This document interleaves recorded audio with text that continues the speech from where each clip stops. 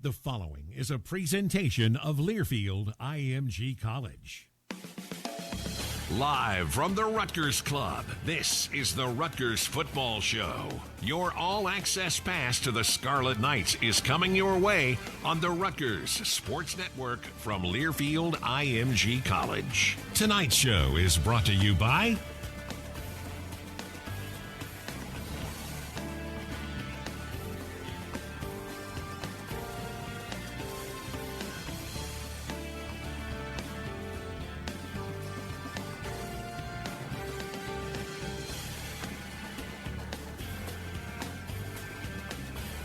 To be a part of the show, give us a call at 1-877-384-1869.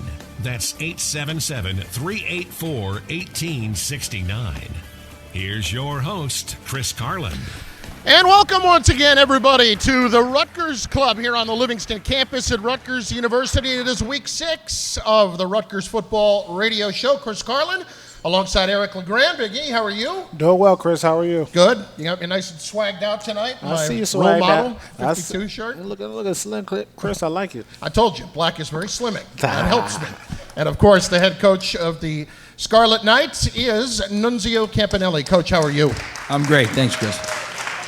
So let's get into it. We want to get your telephone calls in tonight at 877-384-1869, 877-384-1869. Tweet your questions at Rutgers Radio, and we will get them in for the coach as well.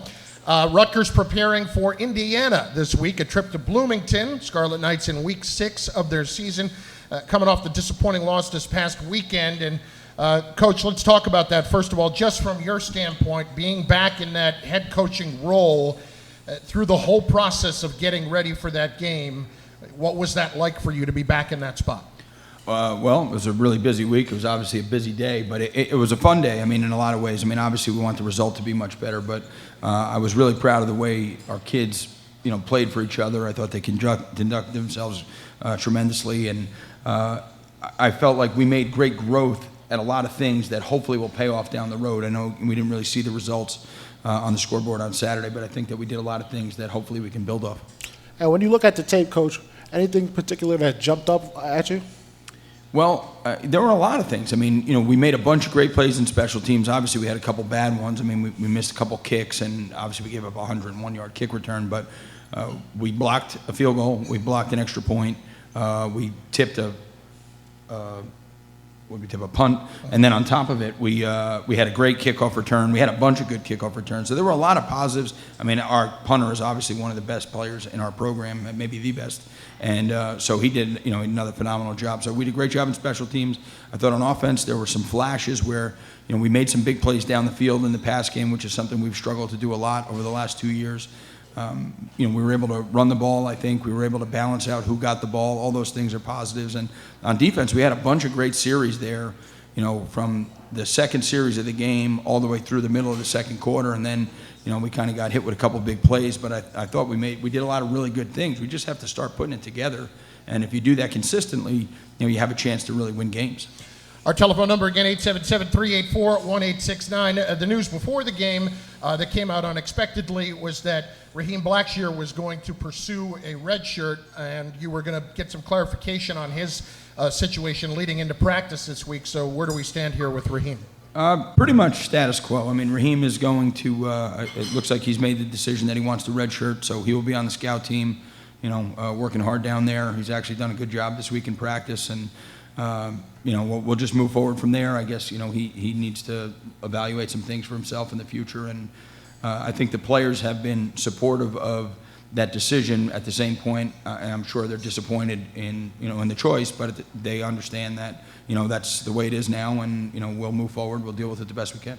And as you talk about moving forward, Coach, we just mentioned off camera, but a little bit how practice went this weekend. Guys are starting to get, a little bit used to now the new changes and what's going on. Can you talk a little bit about practice this week? Yeah, honestly, I think the kids have practiced really hard. I think, they're really committed to having like a fun, distraction-free week where they can go out and just play football and get better and, get ready for this game on Saturday.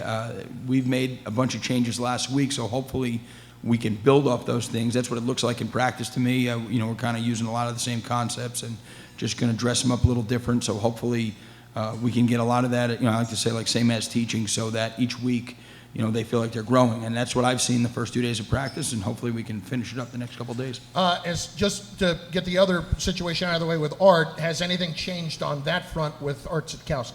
No, Art's practicing, but he's going to be, he's going to be in a backup role. He'll be, I guess, pretty much like an emergency role, I guess is the way I'd say it. And Cole Snyder's taking the 2 reps, and, I guess Art's kind of going through the same thing, trying to evaluate, his future. And hopefully, he just continues to work hard and get better. And, hopefully he's a great player for Rutgers down the road. All right, Johnny Langan makes his first career start the other day. How did you evaluate everything? I want to get into some of the nuts and bolts of it in a minute, but just overall, you go back, you watch.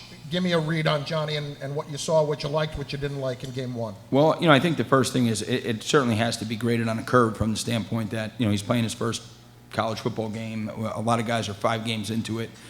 So the amount of reps he took and the things that we asked him to do, we asked him to do some things that, weren't easy. So I thought there were a lot of good things. I thought for the most part, he managed the game well. He did a great job in the run game. I thought he did a good job in the pass game as far as, getting through progressions and things like that. I think he'll process that a little quicker, understanding protections. He'll do better with that, I think, as the weeks go on. And, he made some plays down the field I thought was good. He made some plays with his feet out of the pocket. I thought that was really good. Obviously, we need to protect the ball better. I need to make sure that I put him in situations where, he can be successful. Not asking him to do things that, maybe he's not really ready to do. And I thought the first interception was 100% my fault. It was just a bad play call. Put him in a spot where, 1, he got hit, but 2, kind of forced the ball into coverage.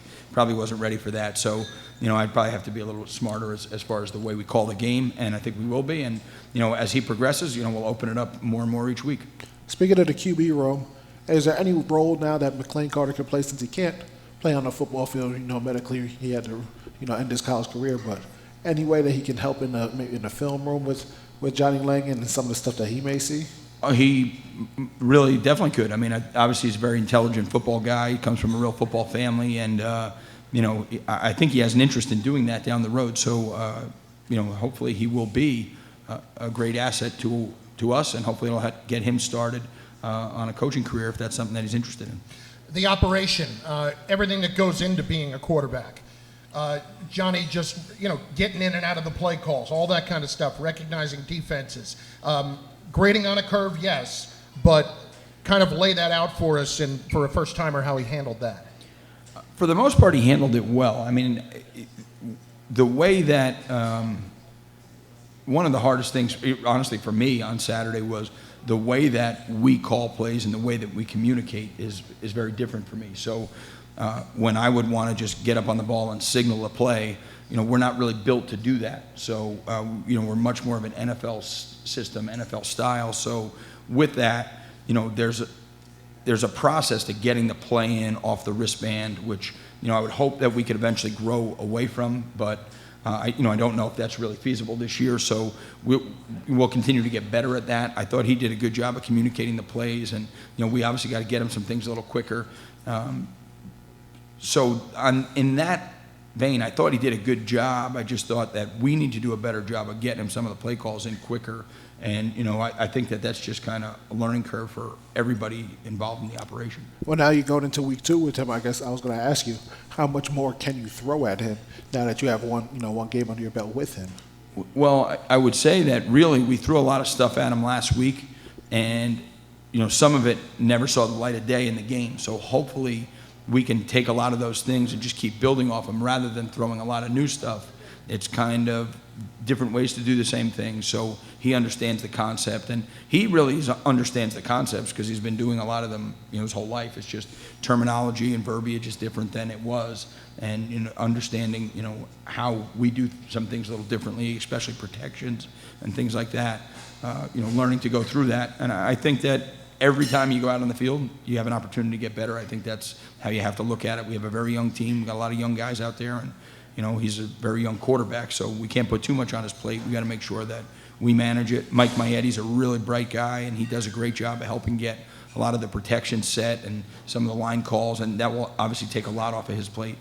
The reverse flea flicker, he looked pretty comfortable with that. Made a heck of a throw, and obviously, that play ran very well. Take us through that and how Johnny, when you're running a trick play like that, everybody's got to be on the same page.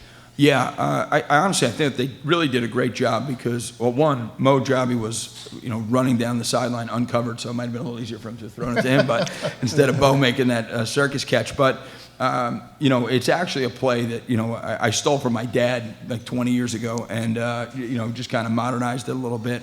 But, they did a good job. I mean, literally, when we found out that Raheem might possibly not be playing, we had to reconfigure it in the parking lot in the morning. So, I thought they did a really good job considering that they were practicing double handoffs in the parking lot at 8 a.m. To get out in the game and execute it, I thought that was really good. And obviously, we need to find ways to create explosive plays. And, we're going to try to find different ways every week. And hopefully, that takes other teams' aggressiveness away because they know that we're going to do things that maybe are a little unconventional. I mean, one of the things I've told the kids is we're going to play to win. I mean, we're not going to play to keep the score close or not lose, and there's no other way to play, in my opinion. And now with a guy like Blackshear redshirting, how much bigger of a role does Aaron Young have into the offense? He has a huge role, and honestly, he's a great player. He's going to be a phenomenal player. Same thing, he's a freshman, so he's dealing with a lot of stuff. He's getting a lot thrown at him, but you could just see what he did in the kick return game last week, and then he makes the screen at the end of the half. He's a really dynamic player. He's really smart. He's very versatile. He can do a lot of things. So I think he's got a huge future. I think he's one of those guys that can be one of those players that people look back in 4 years and say, man, he's one of the better players to have played at Rutgers in the last 20 years. Telephone number 877-384-1869, 877-384-1869. Your offensive line as a whole right now, they've done a good job in limiting negative plays, but at the same time, how do you evaluate them as a group here as we approach the midway point of the season? Well, they are probably one of the toughest, hardest working units we have on our team. I mean, they're all great kids. They're about as bought into each other as you possibly could be. They're totally bought into Pete. I think that they work great together. And we don't have a lot of depth. We've got, probably 6 guys rotating in there, and with Raekwon banged up, that kind of left us with 5 on Saturday for the most part. And, Reggie Sutton's getting healthy. That's going to be a big boon for us. That'll really help us. And then hopefully we get Raekwon back, if not this week, next week. So, we're looking at getting a little deeper, maybe 7, 8 guys that can rotate in there. Manny Taylor was sick last week, so, made it even harder for those guys. But I think that they play really hard. I think that they're really bought in. They did a good job handling some scheme changes last week, and for the most part, we did a good job protecting the quarterback. We had one protection bust that was not on them; it was just on an adjustment, and then I thought they really did a pretty good job on that. We got beat one time, but other than that, I thought they did a nice job of keeping the quarterback clean. And mixing in now different concepts into the offense, is there any particular wide receivers now we're going to start seeing get some more action into this new offense? Well, not new offense, but like I said, new concepts into it. I honestly hope all of them. Really is the thought process is, being able to put players in a position that, when they're open, the ball gets to them. I think that that's really important. The kids have been really excited about, just some of the things we're doing. I was really happy the other day. I think we had like 5 or 6 different receivers catch passes. I mean, I know we didn't complete 1 million passes, I guess about 13, but we definitely spread the ball around to 7 or 8 guys out of those 13 completions. So I think that that's important because that gets them excited knowing that they're going to be part of the game plan, week in and week out. And, when opportunities come, they just have to go out and make plays. All right, we'll take our first time out of the night. We'll also get into the defense here in just a few minutes. We'll talk about the matchup with Indiana coming up on Saturday out in Bloomington. We are at the Rutgers Club on the Livingston campus here at Rutgers University for Week 6 of the Rutgers Football Radio Show from Learfield IMG College. 18. This season, you can share a Coke with your team on it. So I'm going to tell you how with a little help from this quarterback. Sally, 44. You can share a Coke when your team's up. Red Poncho. You can share a Coke when your team's down. Happy Jolly. You can even share a Coke with your rival on game day. Chili, chili, chili. Or you can share a Coke when you're giving out your famous guacamole recipe in a completely packed stadium. Cilantro, chopped onion, squeeze a lime, Roma tomato, hike. Share a Coke with a fan this season. Ice cold, delicious. Technology is the backbone of every business, but choosing the right technology requires time and resources most IT managers cannot spare. For 30 years, SHI International has helped businesses select, deploy, and manage IT solutions that meet their unique business goals. From end users to the cloud, SHI helps build and maintain some of the world's most complex IT environments. Find out how SHI can help your organization by visiting SHI.com. That's SHI.com. SHI, innovative solutions, world-class support. This is the Rutgers Sports Network from Learfield, IMG College. To protect his home and family from disaster, Steve used courage, wisdom, and his camera phone. That should do it. Way to go, Steve! By simply taking digital pictures of his family's important documents, Steve can always have them stored safely online, no matter when disaster strikes. Learn other simple ways to protect your home and family before a natural disaster at ready.gov. That's ready.gov. A message from FEMA and the Ad Council. Hey, it's me, your cell phone. We need to talk about something serious. I know you love me, I know you like using me wherever you are, but I feel like this isn't working out when you're driving. I know you may think that it's possible to focus both on me and the road, but I just don't feel the same way. I think we should spend time away from each other when you're driving. It's for the best.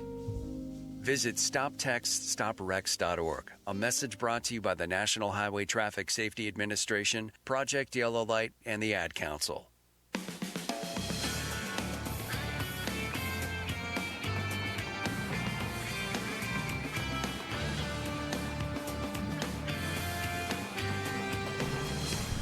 We have returned to the Rutgers Club here on the Livingston campus. It is week 6 of the Rutgers Football Radio Show. Chris Carlin, Eric LeGrand, and Rutgers interim head coach Nunzio Campanelli. We were just talking during the break before we get to our first call of the night about how things worked operationally for you guys on the sidelines. Not just you with calling the plays. We've talked about you being comfortable in that regard, but just everybody who has kind of been shifted around here in new responsibilities from a coaching staff perspective.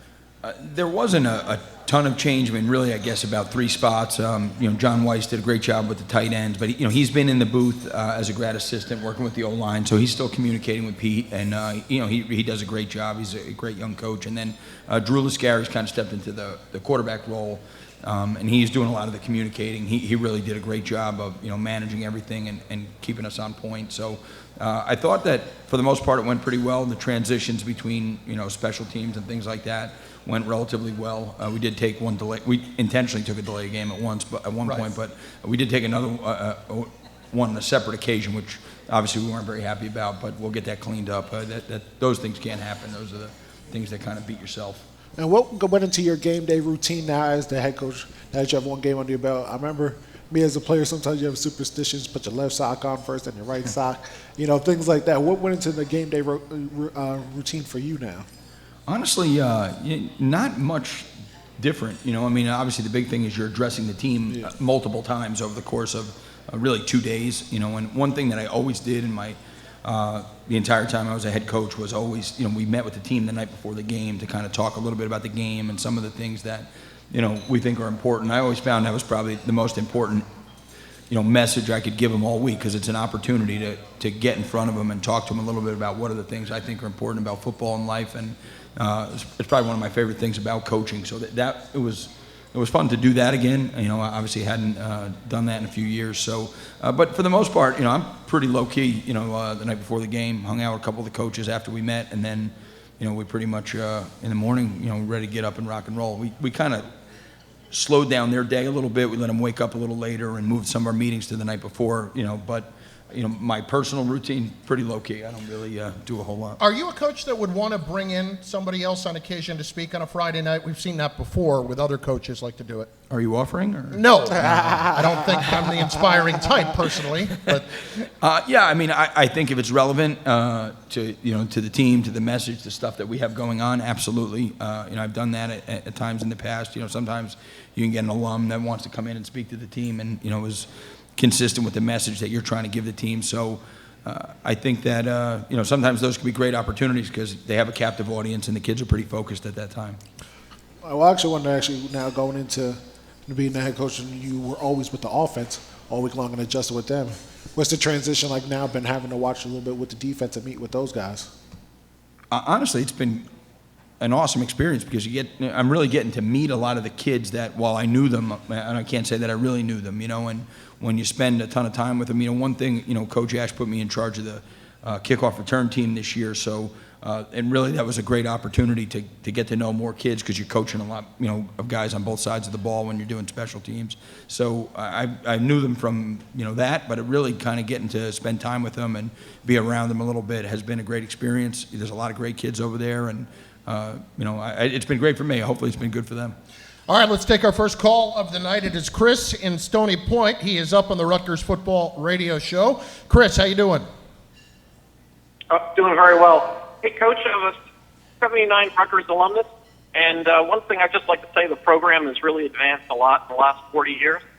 One of the things I was wondering is how do you manage recruiting and to keep some of our boys in state? We've seen Michigan come in and poach Sean McGarry and a whole bunch of other kids out, from Don Bosco and Paramus Catholic to Michigan. How do you convince more of the folks to stay in state so we get the next Bear McCourty brothers coming from Rutgers?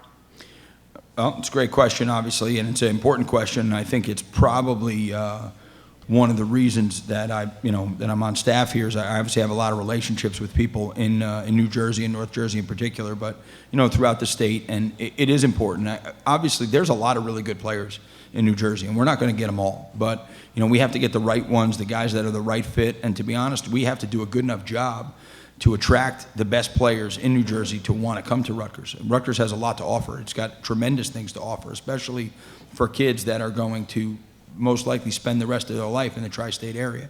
So we have so many things to offer, and I think a lot of it is about selling the future and the opportunities that we have. I think in the past 2 years, with the guys that we're currently recruiting and the kids that we brought in last year, we've brought in some really quality, and we will continue to bring in some really quality football players from really quality programs, guys that are going to make Rutgers alums really proud because of the type of people they are, and at the same time, they're going to be great football players on the field because they know how to compete and to win, and they come from some of the best programs, not just in New Jersey but in the country, and that is.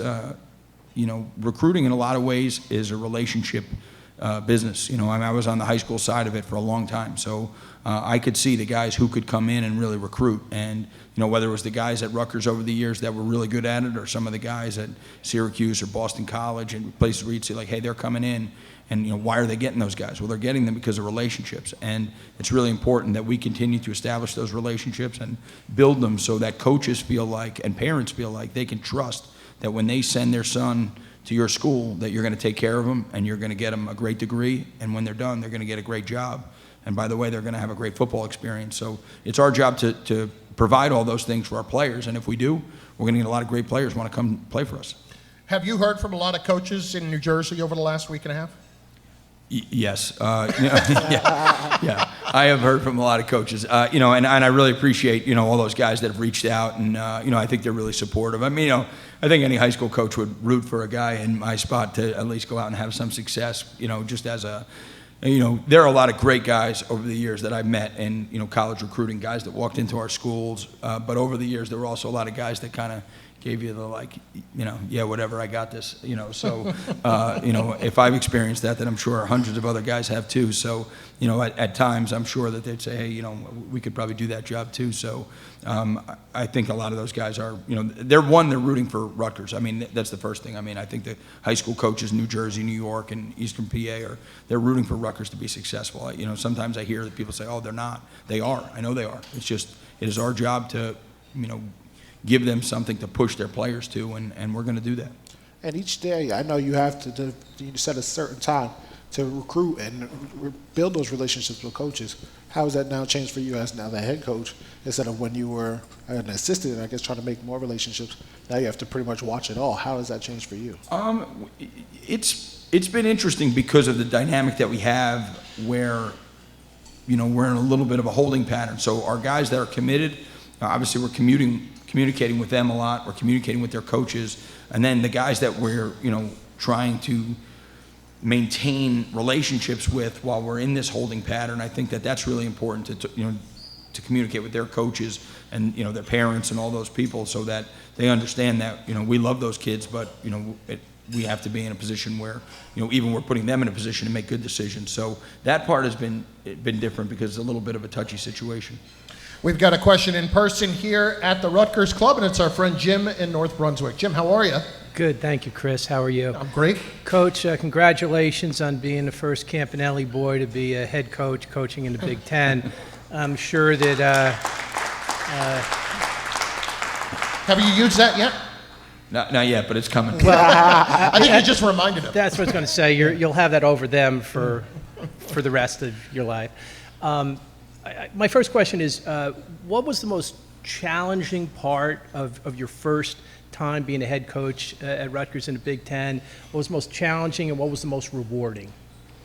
The most challenging, honestly, was dealing with the situation with Art and Raheem. And I think, I don't know if we handled it the best way, but we certainly handled it the best way we could in the moment. And, I hope that, we continue to do what's best for those kids, at the same time do what's best for our team. But that was honestly the most challenging thing because, obviously you always want to send the right message to all the players that, that everybody on the team has tremendous value and everybody's important. And, we have a standard in the ways that we want to do things. But, I've always thought it's the team, but the team is made up of individuals. So, and they're young men. So, we have to help guide them to make good decisions. So, honestly, that was the hardest part of last week, undoubtedly. The most rewarding part, I don't know, when that game went to 7-7, I thought that, everybody in the stadium thought, hey, we got a chance to win this football game. And I think that, our kids felt that way, and I think that that's really important, that they feel that way again and that they feel that way for 4 quarters, hopefully this week and next week, and, and that we build off that. But I think that there were moments there where the kids felt really good about what we were doing, and if we can do that over, a weekly basis, I think that we have a chance to really do some good things. Thank you. And I just want to tell you that my tailgate group, we have a lot of foodies there, and they created a new sandwich called the Nuns. And the Nuns is, and I got to look at this, it's a supersod, Asiago cheese, and a fried egg with a little bit of spinach, a tomato pesto on a toasted ciabatta. It was a very sophisticated breakfast sandwich, and it's called the Nuns. That is a legit sandwich. My son Michael's a foodie. He would love that. Outstanding. Good, appreciate it, Jim. Thanks for checking in. Got another call. Let's hit Jerry. He's down in Miami, Florida. He is up next on the Rutgers Football Radio Show. Jerry, how you doing, buddy? Coach, how we doing? Good. I just kind of got a 2-part question. First and foremost, Rutgers Nation is all behind you. We believe in you. We trust you, even down here in the 305. If you need me to scout some St. Thomas Aquinas, I got you. But real quick, we just want to talk about your quarterback. Johnny Lane just talked about how you're putting him in the best position to succeed. He seems like he really throws well, off the run and rolling to his right side. So just talk about a little bit how you're putting him in the best position to succeed out there. Yeah, the one thing, at least I coached a guy for a long time, so I have a pretty good understanding of, what comes natural to him and what doesn't. So hopefully, we can continue to put him in those positions. Obviously, I do think he threw the ball pretty well on the run the other day, and he made some plays when he got out of the pocket. He also threw the ball pretty well down the field. So we got to find some nice intermediate throws for him to kind of keep him rolling and, keep our offense on schedule. I think that's going to be really important. Coming up next, we are going to visit with one of the captains of the Scarlet Knights, and that is Zach Vaneski. And as I mentioned that to you before, you just smiled and said he's the best. He is the best. Just don't let him tell any jokes up here. Uh-oh. We got to keep it clean? Is that what you're saying? Absolutely. Well, he will join us next. Zach Vaneski with us on the Rutgers Football Radio Show. Coach Campanelli will rejoin us in just a little bit. From Learfield IMG College, this is the Rutgers Football Radio Show. Managing your healthcare can sometimes feel overwhelming. With the new Horizon Blue app from Horizon Blue Cross Blue Shield of New Jersey, you get the care and support you want right in your hands. Now you can have all of your healthcare coverage details and access to support at your fingertips. Get help scheduling appointments, find doctors and specialists, access your coverage details, get updates on your claims, see easy-to-understand cost details, and get support straight from the experts at Horizon. You can even see a doctor wherever it's most convenient for you via your smartphone or tablet. Downloading the app is easy and free. Text GetApp to 422-271 today or find it in the App Store or Google Play. There is no charge to download the Horizon Blue app, but rates from your wireless provider may apply. The Horizon Blue app. It's not just an app, it's your direct connection to care. This is the Rutgers Sports Network from Learfield, IMG College. Today, millions of people all across America are building a life in recovery from addiction and mental illness, helping themselves and helping each other, with friends, family, and community lending their strength and support. Join the Voices for Recovery. Together, we are stronger. For 24-hour free and confidential information and treatment referral for mental and substance use disorders, for you or someone you know, call 1-800-662-HELP. Brought to you by the U.S. Department of Health and Human Services.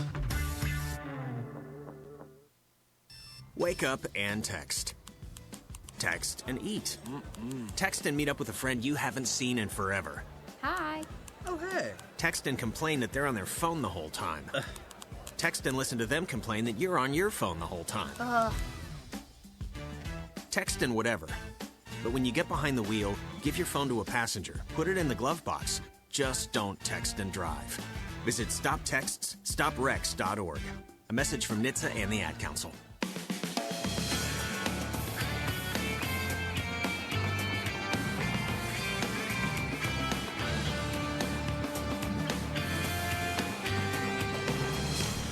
We have returned to the Rutgers Club on the Livingston campus here at Rutgers University for this week's edition of the Rutgers Football Radio Show. Chris Carlin alongside Eric LeGrand, and joining us this week from the Scarlet Knights is Zach Vaneski, the offensive lineman, the left guard for Rutgers, and one of the captains of this team. Zach, how you doing, brother? Doing good today. How about you? Good. So you have to explain to me, first of all, so last year, folks who listen to the broadcast may know that a lot of the guys record a line for us saying who they are, and you're listening to Rutgers football. And at the end of it, you just yelled into the microphone, "Brother!" What is that all about? And I've heard you say it a bunch. What is that about? Yeah, so it just kind of started happening. I had my own handshake with a bunch of the guys on the team and stuff like that. So I'd say it's almost like a Hulk Hogan-esque type deal, And it just kind of kept expanding. Are you a big wrestling guy? Yeah, big wrestling guy. Who's your guy? Oh, man, I'd have to say Stone Cold Steve Austin. There you go. Okay. Back in the day, me and my brothers, we'd have the Capri Suns, breaking them over our heads and stuff like that. It'd be great. I wasn't expecting that. I could do some CNCs or Capri Suns. Yeah. That's awesome. Yeah, and I wanted to ask you, you've been through 5 years here now. We were just talking about this year, 5th year. What's it been like for you, developing as a Rutgers football player, making the decision to come here, and where you're at now, as you said, the old man of the team leading these guys. So take us through your career for us. Yeah, it's been a wild journey. It definitely has. The first, honestly, 3.5, 4 years, they didn't go exactly as planned. How most guys would envision it coming into college football and stuff like that. But it's just been a journey of just grinding, working hard, staying the path, and I wouldn't change it for a second. The relationships and bonds I've made with some of these guys, it's been awesome. It is difficult when you're not maybe on the field as much as you want to be. So how did you handle that to get to this point where you are going through that? Because people lose sight sometimes of what the process is to get there. I can't take credit for it. Honestly, a lot has to do with my dad back home. He's just, he's a guy who, he's always pushed me, been in my ear, old school kind of guy, but he always just kept telling me, you find your role on the team, and just keep working as hard as possible. And now you said find that role on your team. That role led you into being the captain of the team. And how have you been able to lead some of these young guys who it may not be going their way from them? Have you been in their ear and talking to them about staying that path and keep on grinding? Oh yeah, I've always felt I'm an energy bringer on the field. I try to be as positive as possible, and that's big when it comes to a lot of the guys on the team when things might not be going the way you want them to be going, but, you just have to keep your head down, keep fighting, keep working hard, and stay positive. Zach Vaneski, Rutgers left guard and captain, joining us here on the Rutgers Football Radio Show this week.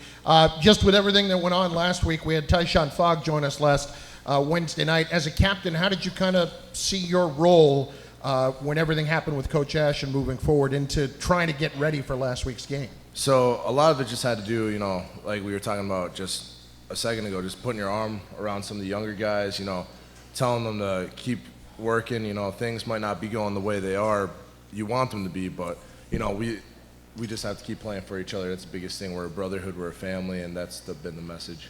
And I want to ask you, what are your goals and dreams and aspirations outside of football? What are you into? What are you looking at getting into, especially coming up soon since you are a fifth-year senior and want to pursue an NFL career? But what else do you have planned for yourself? Yeah, obviously, I'm in grad school now, so I want to work towards my master's and stuff like that. But one thing that I've always loved doing is being in the weight room and all that. So I've thought about becoming a college football strength coach and taking that role and that path. So I'd really love to do that. What are you working toward your master's degree in right now? Labor studies. Labor studies, okay. Yeah. Zach, when you talk about the bonds that you formed and the friendships that you formed here, how does that manifest itself on the field? Because when we talk about offensive lines, you always talk about the close-knit aspect of that and how tight you guys have to be effective as a unit. Hey, Chris, just talk. Offensive linemen are different. Just say it. They're different. They're different human beings. Yeah. So I mean, it definitely. I would say agree with Eric that it is one of the closest, tightest knit units on the team and stuff like that. And you just see throughout the relationships, all the inside jokes and just even making fun of each other, busting on each other and stuff like that. It's just I love being around the guys that are in that room, and I've made friends that'll last a lifetime. And who are some of the guys that you do hang out with on the team and live with, and just your main guys that you go to? Yeah, I mean, so we have a house with me included 6 guys, and there's Mike Maetti, Sam Housen, Mike Lonsdorf, and Zach Heeman from last year, and then Cooper Heisey's one of the younger guys. But it's real funny, some of the stuff that goes on, just messing with each other. It's a great time, just pulling pranks on each other. It's real funny.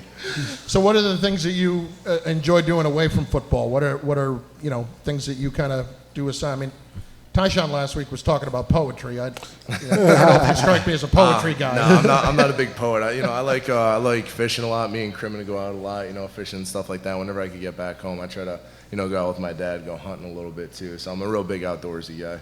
And I was going to say, we always ask a place to eat on campus, and where's your favorite place to eat and things like that. And we've gotten quite the answer. We know, Chris. But where's your favorite place to eat on campus? Oh, man. I'd say Diesel and Duke. There you go. Diesel and Duke. Everybody phenomenal. every week? Yeah. Eric's just shaking his head. I wanted somebody to give me something different, but it's just not happening. Yeah. Are you on the Good Morning Burger train or whatever they call it? No, I go with the Diesel Burger. It's 2 patties with an onion ring on top of it. It's good stuff. That's solid. Yeah. That's solid. And the fried Oreos too. So as a big guy, the fried Oreos are phenomenal. Well, I mean, listen, you're speaking my language, as you can tell. So the business must be booming for them over there with you guys. What about other interests? Are you a Netflix guy? Are you a video game guy? What are the kind of things that you do there? I'd say a little bit of both. Big Netflix guy, all the shows. What are you watching? Right now, Shameless. Okay. Yeah, great show. Excellent show. Yeah. How far in are you? I'm into the last season right now. Okay. Just keep grinding through it. Okay. Very solid. Yeah. What other shows on there do you get into on Netflix? I'm a show guy, so that's all I gotta ask. Yeah. You can't go wrong with Peaky Blinders. I don't know if you've ever seen that. Season 5 just came out. I gotta get it. That's my show for the winter once football season's over. Yeah. Same here. Zach, you talk about a different quarterback this past week with Johnny. What did you see from your perspective in the huddle, everything that goes with being the quarterback for a Big Ten team? I mean, it's definitely, one of the toughest positions on the field because you have to be leading the guys while you're out there. And, in the case of Johnny, he did an excellent job. I thought he's a really tough kid, and he just went out there and poured his heart out on that field and just, gave us everything he had. So I had a lot of respect for him coming out of that game, and, I'm excited for him to see what he can do this week. And as an O-line, as a tandem, you guys have to play with pretty much one beat, one sound, in rhythm, everything to make everything go flow right, because if one person messes up, it can ruin the whole play. How has it been adjusting with different offensive linemen? Now this year I feel like you guys have a little bit of a camaraderie. You guys are working together. What's it been like now being in the system where you guys think you can actually be comfortable with each other? Yeah, it's definitely helped. Me and Raekwon, we've been grinding, we've been working together, and we built that chemistry. And even, when Lonsdorf has had to work in too, they're both tough guys, so having those to my left, those 2 guys to my left side has really helped, being able to communicate with them. And then Mike Maetti at center, he's one of the toughest guys I know. So, he's always one. If I'm going down a dark alleyway, I want him with me to come to the ball. So. Well, it's awesome stuff, Zach. Listen, we appreciate you joining us, and good luck this week at Indiana, and of course the rest of the way. Yep, Enjoy appreciate it. Thanks Good for luck, having me. Zach Vaneski, captain on the Rutgers offense, left guard for the Scarlet Knights. SHI helps companies select, deploy, and manage cutting-edge technology. Find out how by visiting SHI.com. SHI, innovative solutions, world-class support. Coach Campanelli will rejoin us when we come back from Learfield IMG College. This is the Rutgers Football Radio Show. It's after hours. You're stuck at work. You're feeling lousy. There are those times when you need to see a doctor, but you just can't get there. So what do? Where do you go? You go to the RWJ Barnabas Health Telemed app, and you get to see the doctor right away. Whenever you want, wherever you are, on whatever device you choose. It's that simple and that convenient. No appointment necessary for access to doctors who all meet our high standards. In fact, you can even see physician profiles and read about doctors who fit your needs and match your symptoms. But most importantly, you get a diagnosis when you need it, where you want it, 24/7. Download Telemed from RWJ Barnabas Health at the App Store or visit rwjbh.org/telemed. Now you can see the doctor, even when you can't go to the doctor. RWJ Barnabas Health. Let's be healthy together. This is the Rutgers Sports Network from Learfield IMG College. 1 in 3 adults has prediabetes. 1 in 3. That means it could be you, your football buddy, your football buddy, or you, your best man, your worst man. You, your dog walker, your cat jogger. While 1 in 3 adults has prediabetes, with early diagnosis, prediabetes can be reversed. Take the risk test at doihaveprediabetes.org. Brought to you by the Ad Council and its prediabetes awareness partners. We depend on our drinking water supply daily, but where does that water come from? Your water provider encourages you to get to know your local water source so together we can protect and preserve it. The investments we make as a community to protect our water source now ensure we have a sustainable drinking water supply for the future. Visit drinktap.org to learn more. This message is brought to you by the American Water Works Association and your local water provider.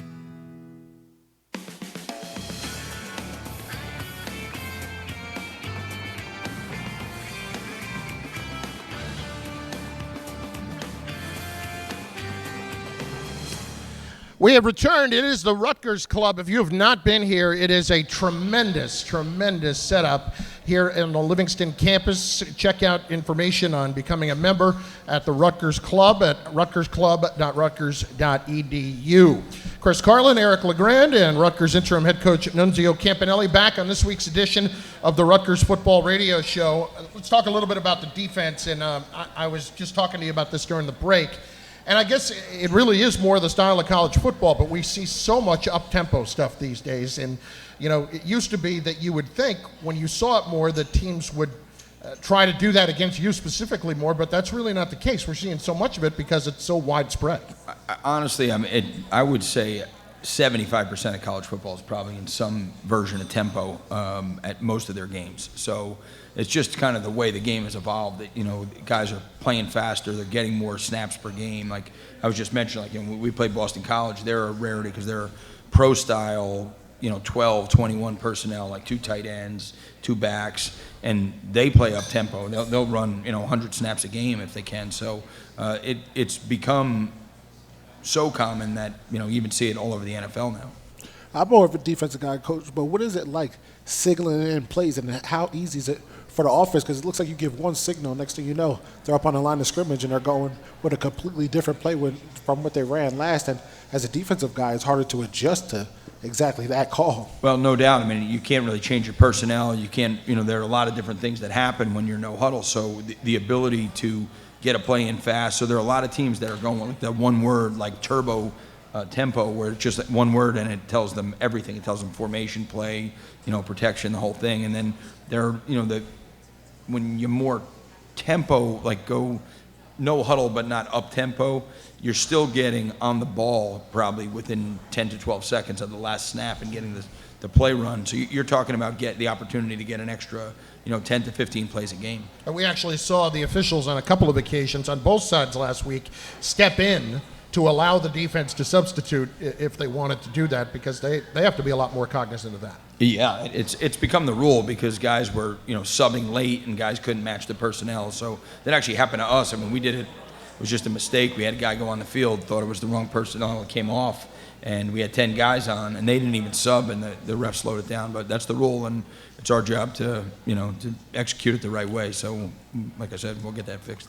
And talking about the defense, it's not like I didn't feel like Maryland had long drives that they scored. It was more of big plays that they scored on. And can you talk a little bit about adjustments that you can make for that? Not letting up the big play and making the teams have to actually drive down and try to get the points. It sounds, so like coach speak to say that, well, we really played good defense on a lot of drives and then gave us some plays, but we actually really did play very good defense a lot of the game and gave up some big plays that hurt us. And a lot of them were out of position by a step, and they were able to, the first play of the game, we're out of position by literally a step, and it turned into a 70-something yard touchdown. So, those are things that we obviously have to do a great job of making sure that we're, I don't know that you're ever going to be perfect, but that we're aligned. We always, talk about alignment, assignment, and then being able to get off blocks and get extra guys to the football. And I thought we did that most of the game, and then, the couple times that we didn't, we paid dearly for it. So. Is that a communication thing? Is that just a knowledge thing? When you look at those kind of mistakes, what do you attribute them to? We made a couple changes last week that we think in the end will simplify everything for our guys. But, there's adjustments to everything, and there's growing pains, and in those adjustments, we're probably, we're outside leverage maybe instead of being inside leverage, and next thing you know, it results in a huge play. So, I think that the same thing that we're talking about on offense, about making changes that hopefully last over 8 weeks, is kind of the same thing on defense. I think that Andy had some really good adjustments last week that helped us in a lot of ways, and I think as we get better at executing them, there'll be things that will pay dividends for us in the long run. So I think that just like on offense, you would love to at this point have hundreds of banked reps where you've done it going back to the spring, and that's not really the case in some of the things that we did on both sides of the ball. So just kind of there's some growing pains that I think they're worthwhile changes, but we have to make them come to life this week. And as we just mentioned, a little different things that Andy was doing, we noticed up in the booth there was a lot more pressure, especially earlier in the game, sending different blitzes at their defense, at their offense, and a lot of the times it was working, disrupting them. Can you talk a little bit about those adjustments? Well, yeah, absolutely. There were more line games. There was a little more pressure at times. I think we kind of at times dominated them on third down, and like I said, it was just some big plays. We had a couple one-play drives there. One of them was after a turnover. We gave him the ball on the 8-yard line. That certainly doesn't help. So. But I thought that really he did a bunch of great things that they really had a lot of trouble blocking. And, obviously we got to tackle a little better. I know he's been harping on that all week, and obviously that's something we've always harped on. But, there's two teams playing out there. My college coach used to say that all the time. There's two teams playing out there. They're going to make good plays, and we're going to make good plays. And, being able to stay the course and not have your bad plays turn into touchdowns, or on the other side of the ball, your bad plays turn into disastrous, interceptions and things like that, I think is important. So being able to make sure that we run down our mistakes and force them to play another play, that's what always gives you a chance to stop them, turn them over, force a field goal try, whatever it is. I want to ask you about a couple of individual players. You can still get your calls in for Coach Nunzio Campanelli, 877-384-1869, 877-384-1869, or tweet them at Rutgers Radio. A couple of individual guys defensively who really seem to pop out a little bit more this week. Number one, Mike Tverdoff, who, as we know, had the blocked field goal as well. Yeah, absolutely. Mike is really a high motor guy. He's always been, going back to his high school days, he really has always just been, a tough, hard-nosed, hard-working guy, and he shows up every snap. And, he's one of those guys that when the opportunity comes, he's going to make plays because it's just the effort level that he practices with. It starts to pay off, more and more as he gets older. And he's got a lot of really good football ahead of him at Rutgers. Another guy defensively, and he's been here a while, but again, really showing up, Tyreek Maddox-Williams. Yeah, he's obviously a leader for us out there, and he's a heck of a football player. He's a very dynamic athlete, could probably play any of the 3 linebacker spots. He's really smart and a tough kid. So he's also been great through this whole process. He's been great at just being a leader and keeping everybody on task. And I've enjoyed getting to know him over the last couple of weeks. And Avery Young, I know he was out for one half. Did that cause you guys to make some adjustments or do things a little bit different with him not being able to play in that first half? Well, it definitely hurts your ability to rotate your players. Trey Avery, we believe, is a starting, Big Ten quality corner, but it is hard when you love when they're a no-huddle, up-tempo team to be able to rotate players throughout the game, and when you can't do that in a half, it probably hurts you a little bit. Last one for me, Jarrett Paul, who seems to be getting more and more comfortable by the week. Yeah, he, I know that Noah Joseph's been super excited about, his development and his, his growth process, and, he's really starting to become a student of the position. He was a cornerback in high school, and he moved over to safety last year, and at first I'm not sure he was certain about that transition. He's really done a great job taking to it. He's smart, he's tough, he's got great size, so he's another guy who's got a lot of really good football ahead of him. And Elon Lamar, another guy who's going to be pass rushing for you guys, trying to get some pressure on defense. How did you grade him out for this game? I think he's a really dynamic pass rusher. I mean, he's one of the guys, just when you're going through practice throughout summer camp in the spring, you're like, holy cow, well, we got to figure out a way to block that guy. So, when the games come, you're happy he's on your team, not the other team. He really is. He's the type of guy that can wreck the game in a good way. All right, we'll take our final timeout, talk more about the matchup with Indiana this week out in Bloomington. At the Rutgers Club on the Livingston campus here at Rutgers University from Learfield IMG College, this is the Rutgers Football Radio Show. Your bank records are secure. Your first grader can write code. Your package is being delivered, and your driver is 1 minute away. As technology enhances our everyday lives, SHI International ensures the schools and businesses developing new technologies have the tools and expertise they need to compete and win in the ever-changing global marketplace. Find out how SHI supports the business and technical needs of more than 20,000 of the world's most complex IT organizations by visiting SHI.com. That's SHI.com. SHI, innovative solutions, world-class support. Cold? Cough? Flu symptoms? Sounds like you should see a doctor. So where do you go? You go to the RWJ Barnabas Health Telemed app, and you get to see the doctor right away, whenever you want, on whatever device you choose. It's that simple and that convenient. No appointment necessary.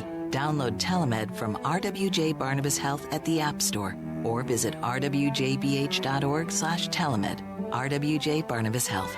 Let's be healthy together. This is the Rutgers Sports Network from Learfield IMG College. Millions plan for retirement online. Estimate your future benefits, apply for retirement, and manage your benefits all from the comfort of your home. And give yourself the freedom to do what you want offline. Social Security's online services help put you in control with secure access to your information anytime, anywhere, allowing you to spend more time with family, friends, or simply just enjoying the day. Social Security, securing today and tomorrow. See what you can do online at socialsecurity.gov. Produced at U.S. taxpayer expense. Hi, it's Olivia Munn with my shelter pets, Frankie and Chance. Say hi, guys. When I adopted them, I discovered that they both have incredible personalities. Chance's sole purpose in life is to love and to be loved. Frankie is a little bit of a scoundrel and always entertaining. They're a little bit of a lot of things, but they're all pure love. Adopt pure love at theshelterpetproject.org. Brought to you by the Ad Council, the Humane Society of the United States, and Maddie's Fund.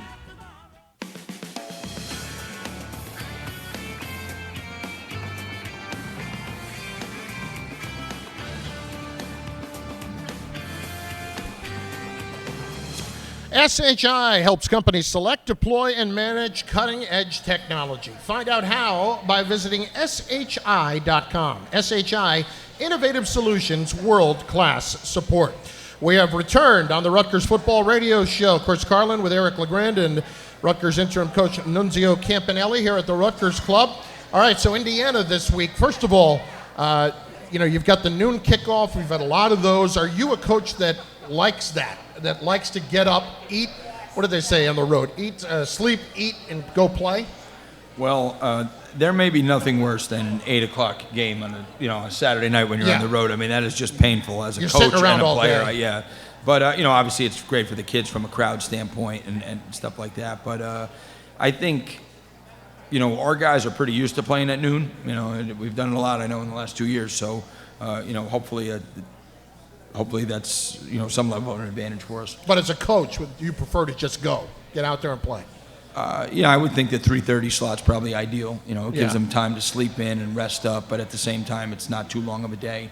That's a great way to do it. But we had one of those, I think, last year, if I'm not mistaken. And Minnesota will be next week. So I think the Michigan State game last year was 4:30 or something like that. And that was a great slot for us. I thought it was good for the kids. And first road game as a head coach, I know you said you're kind of a low-key guy. Anything changing for you? Well, no, I don't know, but my sons and I went through this a couple months ago, how many states I've been to, and it was almost all of them were for football, and I've not been to Indiana, so I don't know, so this will give me a reason to go. Well, I mean, I don't think you're really going on a sightseeing tour this week.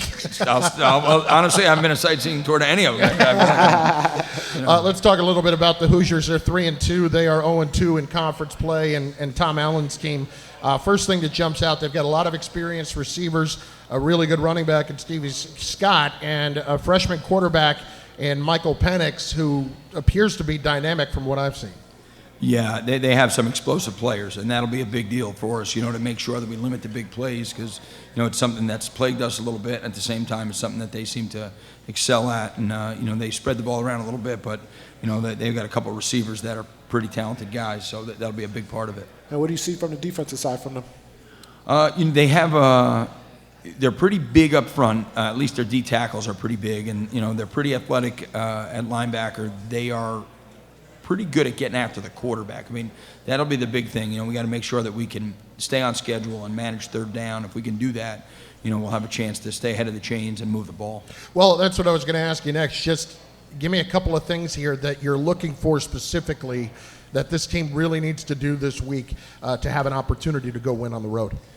Well, third down has been a major issue for us for the last 2 years. And one of the ways to combat that, especially with a young quarterback, is we really have to win first down. We have to make sure that we stay ahead of the chains. And if we're in third and long all day, it's going to be really hard for us. But if we can manage to stay on schedule and, pop some runs and get some things moving, then I think that we'll really have a chance to consistently move the football. Like last week, if the first down is critical for us. When we get moving, we got a chance. But when we get bogged down, we're 2nd and 12 or something like that. That's not really where we want to be. And talk about a little bit about the turnover game. How big would it be for the defense to cause a turnover and change the field position for the offense? Oh, it'd be huge. I mean, that's been an issue for us on both sides of the ball. We haven't gotten enough of them, and we certainly have given up too many of them. And hopefully we could steal one on special teams too. We talk a lot about that, and kind of did last week with a blocked field goal and a blocked PAT. We almost blocked a punt. So, as I said, we're going to play to win, so we're going to try to be aggressive in the special teams, to try and turn the game our way a little bit. Just quickly, did we get a piece of the punt last week or not? We did. Very small one, but yeah, we kind of swatted at it rather than take it off the shoe, as my man Coach Toll always said. So, but that's really critical for us to be able to create some plays. One, changes the field, and two, the energy and excitement that comes from a block punt. Usually they result in a touchdown. So, all of those things are things that we have to kind of start making happen. Well, Coach, we're excited for this week. Get back out on the field against Indiana. Best of luck on Saturday. Good luck, Coach. Thanks, guys. All right, Nunzio Campanelli, Rutgers interim head coach, joining us as he does each and every week on the Rutgers Football Radio Show. Our thanks to Hasim Phillips and Bradley Darahilo, along with Jimmy Gill from the Rutgers Sports Information Office, along with our producer and engineer on site here, Paul Schrager, and of course from RVision, Colin Osborne. For Eric LeGrand and our entire crew, this is Chris Carlin speaking. Also back in our Rutgers Learfield IMG College Sports Network studios, John Essick getting the job done as he does each and every week. We appreciate it. We will see you Saturday at noon, 11 a.m. for Rutgers Countdown to Kickoff. It is Rutgers visiting Indiana in Bloomington. Make sure you join us then. The game will air on Big Ten Network and on the Rutgers Radio Network. Have a great week, everybody. Thank you for listening to the Rutgers Football Show. Join us throughout the season from the Rutgers Club to talk Scarlet Knights football. Tonight's show has been brought to you by